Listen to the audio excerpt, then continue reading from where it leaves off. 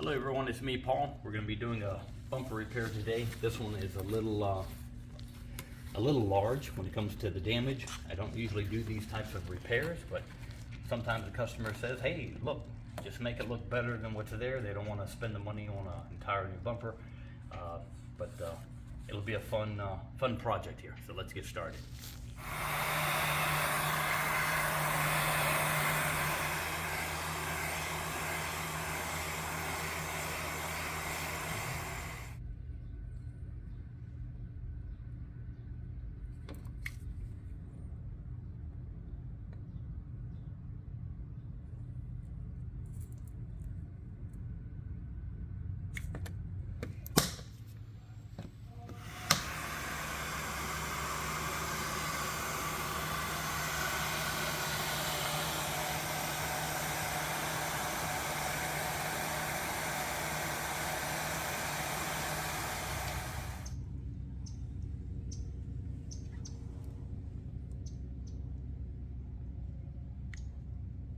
Okay, I melted some staples in all the cracked areas, heated it up and pushed it back into place, stapled it down here too, so we got the shape back. I'm going to use some fiberglass and all. Now again, this is not the best way to repair a bumper, but it is for this particular client. He says, hey, get it back together again, it'll look great, but the issue is it'll lose its flexibility. So if it's hit hard again, it may not flex, it may want to crack because it's going to have so much in it holding it. So the shape will be there, but again, it will lose its flexibility in a way if it is challenged by some object in the future. But we'll go ahead and continue, and we'll see how it comes out. I sound like a scientist.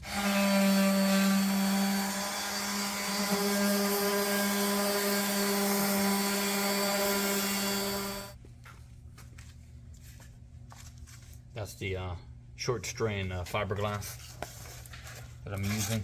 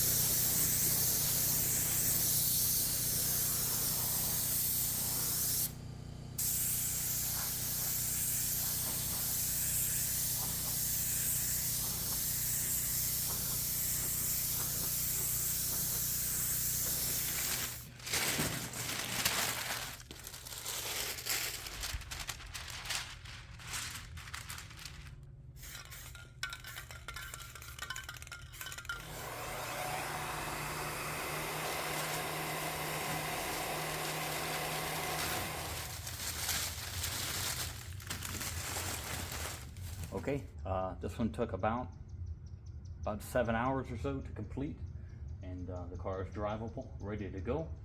And like I said, it's just another option. Sometimes clients say, look, I'm not going to put a whole new bumper and spend all this money and bump it again.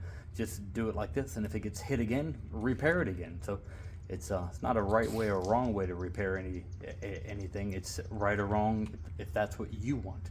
Okay, so thank you for watching. Have an awesome day. Bye.